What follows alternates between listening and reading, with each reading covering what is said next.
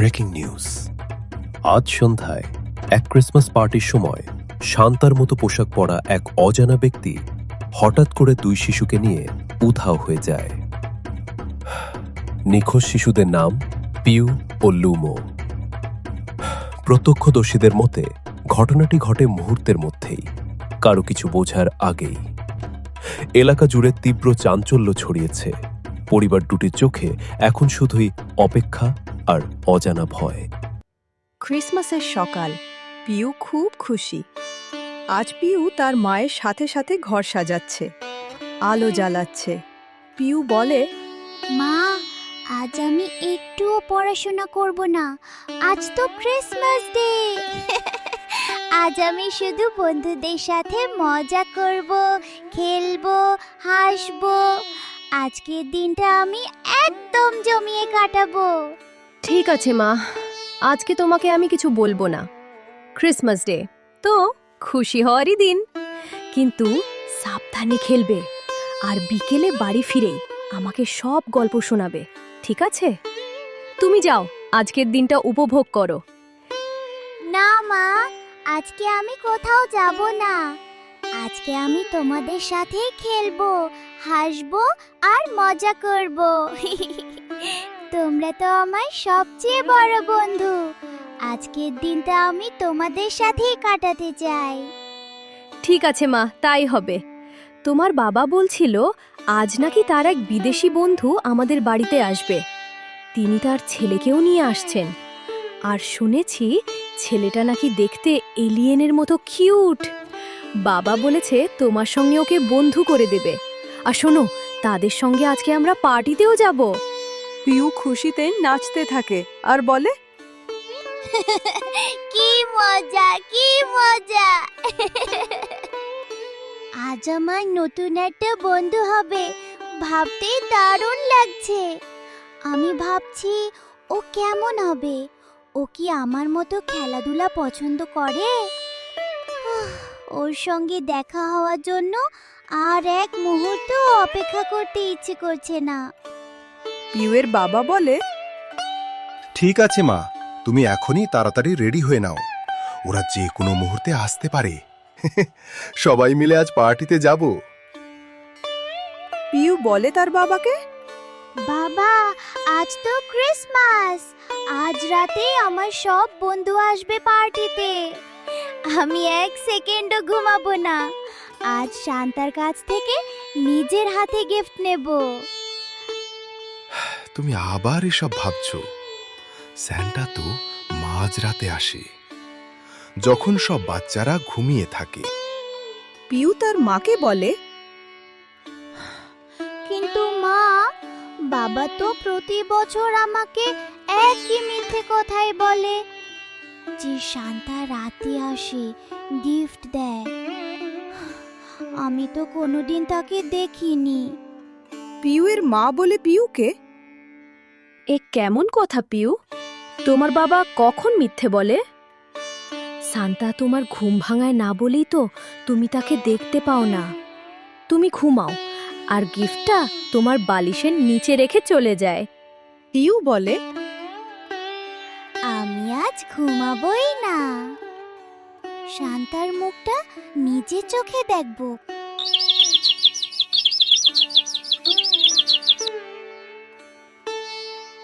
এরপর তারা সবাই পার্টিতে যাওয়ার জন্য রেডি হয়ে যায়।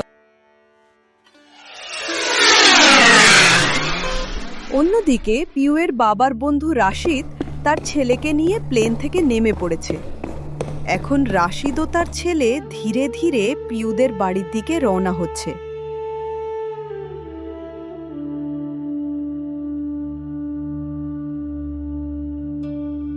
আরে রাশেদ ভাই, কেমন আছো? এতদিন এলে। ওহ, এটা তোমার ছেলে নাকি? দেখো তো কি দ্রুত বড় হয়ে গেছে। বন্ধু, আমি ভালোই আছি। আর হ্যাঁ, এটাই আমার ছেলে। বাবা, তোমার নাম কি? হ্যালো আঙ্কেল, আমার নাম লুমো।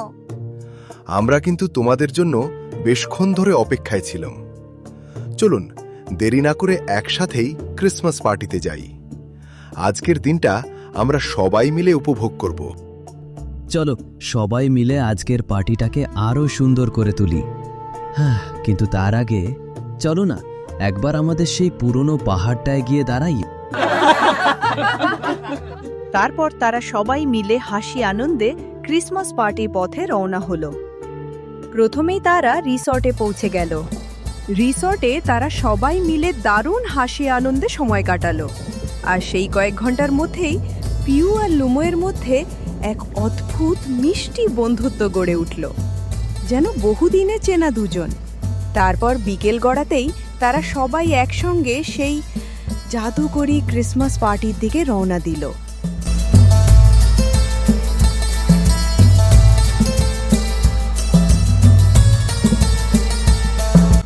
লুমো, আজকে ক্রিসমাস পার্টিটা কিন্তু একদম ম্যাজিক্যাল হতে চলেছে। দেখো লাইটগুলো কি সুন্দর ঝিলমিল করছে। হ্যাঁ, আমার খুব দারুণ মজা লাগছে। এমন ক্রিসমাস পার্টি আমি কোনোদিন করিনি। শুনো লুমো, আজ আমরা দুজন মিলে একটা স্পেশাল কাজ করব। কি কাজ আমাকেও বলো। আজ আমরা দুজন মিলে শান্তাকে ধরবো, একটুও ঘুমাবো না, নিজের হাতে গিফট নেব, ঠিক আছে? হঠাৎ সবাই থমকে যায়। পার্টি হলের মাঝখানে শান্তার পোশাক পরে এক অজানা লোক দাঁড়িয়ে আছে। কিন্তু কে সে? কোথা থেকে এলো? আস্তে আস্তে সে পিউ আর লুমোর দিকেই এগিয়ে আসে। পিউ, লুমো, আমি জানতাম তোমরা আজ এখানে আসবে। এই মুহূর্তটার জন্যই আমি অপেক্ষা করছিলাম। আপনি আমাদের নাম জানেন? আমি সব জানি। তোমরা আমার হাত থেকে গিফট নিতে চাও, ঠিক তো? লুমো দারুণ খুশি হয়ে বলে, কি মজা! আমি ভাবতেই পারিনি আজ শান্তার হাত থেকে গিফট। আপনি কি সত্যি আমাদের গিফট দেবেন? হঠাৎ করেই কথার মাঝখানে সব লাইট নিভে যায়। চারদিকে নেমে আসে ভয়ঙ্কর অন্ধকার। কয়েক সেকেন্ড পর হঠাৎ আবার কারেন্ট ফিরে আসে, কিন্তু আলো জ্বলতেই সবাই স্তব্ধ হয়ে যায়। পিউ আর লুমো দুজনেই গায়েব। শুধু তাই নয়, শান্তার পোশাক পরা সেই অজানা লোকটিও আর কোথাও নেই। মুহূর্তের মধ্যেই আনন্দের পার্টি বদলে যায় আতঙ্কে। পিউ ও লুমো এর বাবা মা ছুটে এসে চিৎকার করতে থাকে, পিউ, লুমো, তোমরা কোথায়? হায় হায়, আমার মেয়েটা কোথায় গেল? ওকে কোথায় নিয়ে গেল? ও তো কিছুই বোঝে না। আমার মেয়েটাকে ফিরিয়ে দাও। কি গো, শুনছো? তাড়াতাড়ি পুলিশকে খবর দাও। Breaking news. আজ সন্ধ্যায় এক ক্রিসমাস পার্টির সময় শান্তার মতো পোশাক পরা এক অজানা ব্যক্তি হঠাৎ করে দুই শিশুকে নিয়ে উধাও হয়ে যায়। নিখোঁজ শিশুদের নাম পিউ ও লুমো। প্রত্যক্ষদর্শীদের মতে ঘটনাটি ঘটে মুহূর্তের মধ্যেই, কারো কিছু বোঝার আগেই। এলাকা জুড়ে তীব্র চাঞ্চল্য ছড়িয়েছে। পরিবার দুটির চোখে এখন শুধুই অপেক্ষা আর অজানা ভয়। রাতের নিস্তব্ধ রাস্তায় কাপা পায়ে হাঁটতে হাঁটতে পিউ আর লুমোর বাবা মা থানার দিকে রওনা দেয়। চারদিকে তখনও ক্রিসমাসের আলো জ্বলছে, কিন্তু তাদের চোখে শুধু অন্ধকার। প্রতিটি পা ফেলার সঙ্গে সঙ্গে বুকের ভেতরটা আরো ভারী হয়ে উঠছে। একটাই চিন্তা, ওরা এখন কোথায়, কেমন আছে? তারা সমস্ত কিছু পুলিশকে খুলে বলতে থাকে। স্যার, আমাদের সাথে খুব ভয়ঙ্কর একটা ঘটনা ঘটেছে। ঠিক আছে, শান্ত হন। পুরো ঘটনাটা শুরু থেকে ধীরে ধীরে বলুন। সেই লোকটাকে শেষ কোথায় দেখেছিলেন?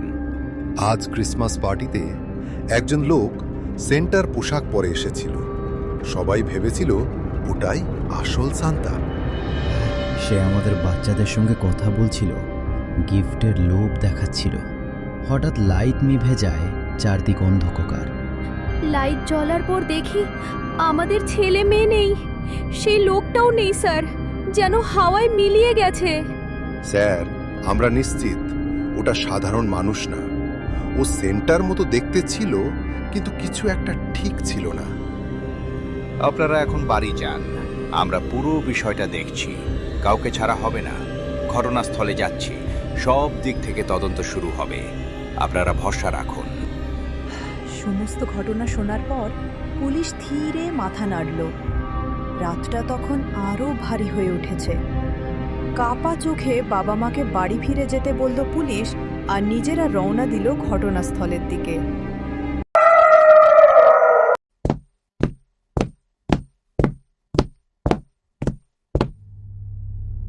ইন্সপেক্টর হাবিলদারকে বলল, সব বাচ্চা একই সময়ে গায়েব, এটা সাধারণ ঘটনা না, এর ভেতরে অবশ্যই গভীর কোনো রহস্য লুকিয়ে আছে। স্যার, রহস্যের কথা বলবেন না। রহস্য মানেই আমার মনে ভয় ঢুকে পড়ে, গায়ে কাঁটা দিয়ে ওঠে। এরপর তারা সেই অজানা সন্ত্রাসী শত্রুর খোঁজে গাড়ি নিয়ে রওনা দেয়। শহরের ফাঁকা রাস্তায় গাড়ি ছুটে চলে, চারপাশে শুধু নিস্তব্ধতা। হঠাৎই এক নির্জন জায়গায় গাড়িটা আচমকা থেমে যায়। মুহূর্তের মধ্যেই চারদিকে নেমে আসে এক ভয়ঙ্কর, অস্বস্তিকর নীরবতা। স্যার, গাড়িটা হঠাৎ বন্ধ করলেন কেন? তেল শেষ হয়ে গেল নাকি? এখানে দাঁড়িয়ে থাকতে আমার একদম ভালো লাগছে না। অদ্ভুত ব্যাপার, তেল ভরা আছে, ইঞ্জিনেও কোনো ত্রুটি নেই, তবুও গাড়িটা হঠাৎ নিজে থেকেই থেমে গেল। এটা সাধারণ ঘটনা মনে হচ্ছে না। স্যার, এভাবে বলবেন না। এসব কথা শুনলেই আমার ভেতরটা কেঁপে ওঠে। সত্যি খুব ভয় লাগছে।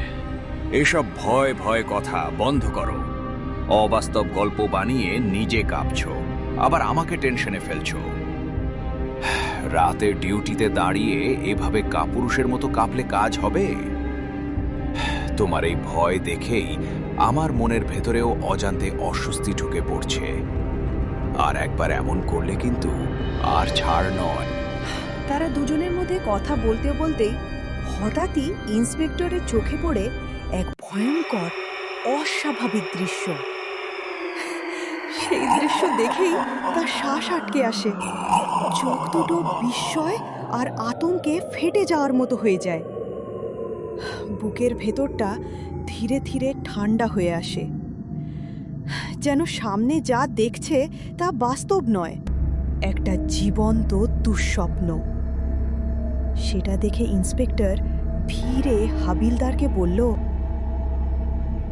হাবিলদার, ওই পরিত্যক্ত রহস্যময় অট্টালিকাটা দেখছো?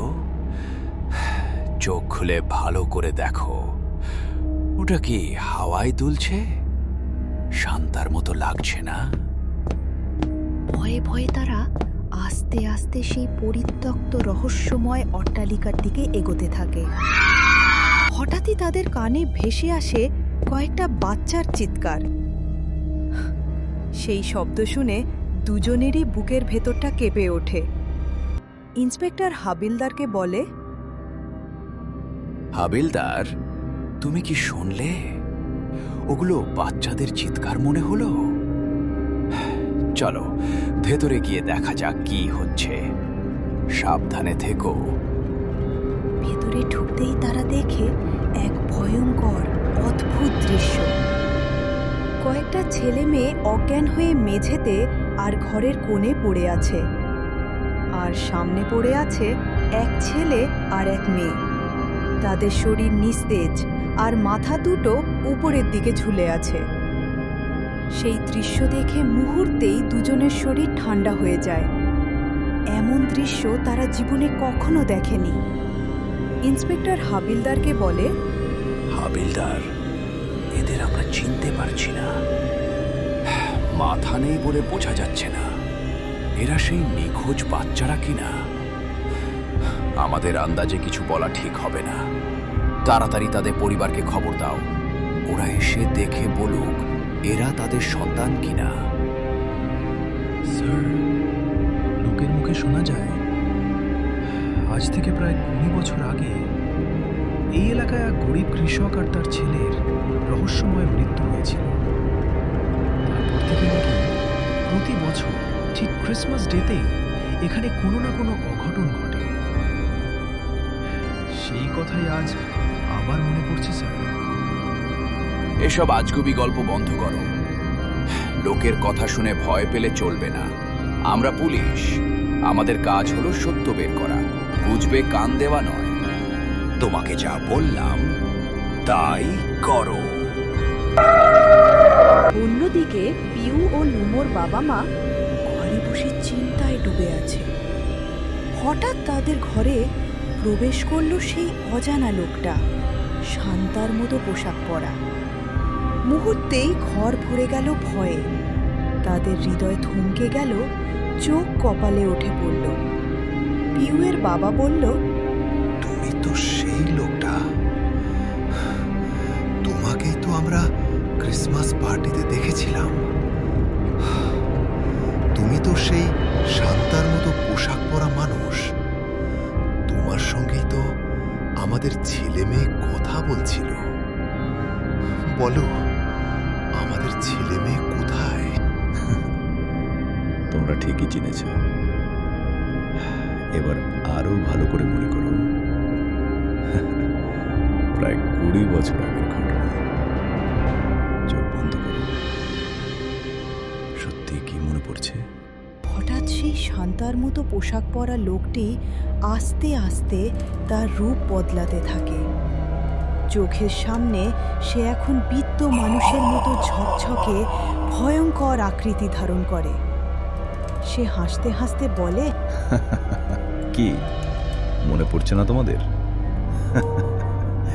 তাহলে দেখো আমার আসল রূপ। সেই 20 বছর আগের রূপ। যে রূপটা তোমরা ভুলে গেছো। সেই বুড়ো লোকটি ধীরে ধীরে কথা বলতে থাকে। কাঁপা গলায় 20 বছর আগের ঘটনাগুলো একে একে তাদের মনে করিয়ে দেয়।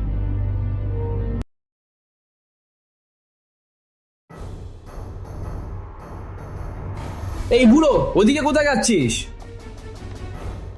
এখানেই থাম, এখনই এখানে আয়। আসছি বাবারা।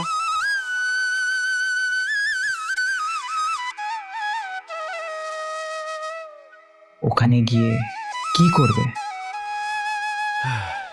এই তো, আমার ছেলেটার একটু ইচ্ছে হয়েছে। ক্রিসমাস পার্টিটা একবার ঢুকে দেখে নেবে, তারপরেই আমরা এখান থেকে চলে যাব। শুধু দেখবে নাকি? এত ইচ্ছে, এত শখ? চলো, এর থেকেও ভালো একটা পার্টি আছে, তোমাদের দুজনকেই সেখানে নিয়ে যাব। বাচ্চাটা শুনে দারুণ খুশি হয়ে বলে, কি মজা, কি মজা! আজকে আমি ক্রিসমাস পার্টিতে যাব, গিফট নেব শান্তার হাত থেকে। তারপর ছেলে দুটো বুড়ো এবং বুড়োটার ছেলেকে গাড়িতে তুলে অন্ধকারের রাস্তা ধরে এগিয়ে যায় এক শুনশান ও রহস্যময় অট্টালিকার দিকে। সেখানে তাদের ভাগ্যে কি ছিল তা তাদের জানা ছিল না।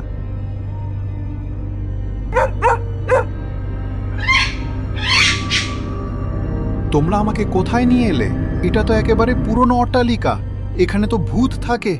চলো, দয়া করে এখান থেকে চলে যাই। এইটাই তো তোমাদের মতো লোকেদের আসল জায়গা। এখানেই তো তোমাদের মতো লোকেদের আসল ক্রিসমাস পার্টি হয়। চলো, এক মুহূর্ত দেরি না করে ভিতরে ঢোকা যাক। কোথায় পার্টি হচ্ছে? কোনো লাইট তো দেখা যাচ্ছে না, ক্রিসমাসের আলোও তো জ্বলছে না। চলো তো আগে ভিতরে।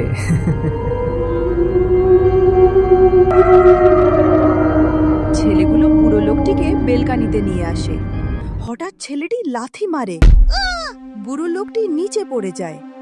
চিৎকার বাতাসে মিলিয়ে যায়, নিঃশ্বাস থেমে যায়। বাচ্চা ছেলেটি ভয়ে পালাতে চেষ্টা করে, কিন্তু পা পিছলে পড়ে যায়। মুহূর্তের মধ্যে তার জীবনও থেমে যায়। বন্ধু, তুমি এটা কি করলে? এটা ঠিক কাজ হলো না। এত বড় ভুল করে ফেললে। চলো, যা হওয়ার হয়ে গেছে। এখানে আর এক মুহূর্তও থাকা যাবে না। কেউ দেখে ফেললে বড় সমস্যা হবে। তাড়াতাড়ি বাড়ি ফিরে যাই।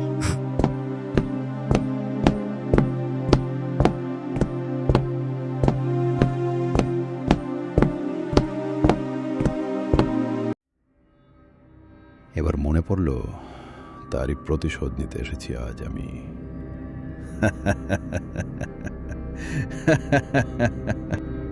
প্রতিশোধের কথা বলতেই সে মুহূর্তে রূপ বদলে ফেলে।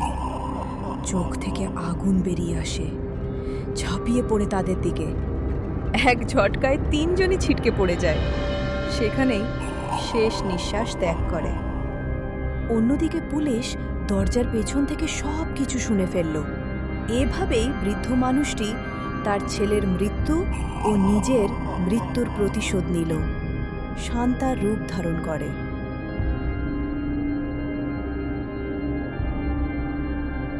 হাবিলদার বুঝলে অপরাধ যতই গোপনে করা হোক, সত্য কখনো লুকিয়ে থাকে না।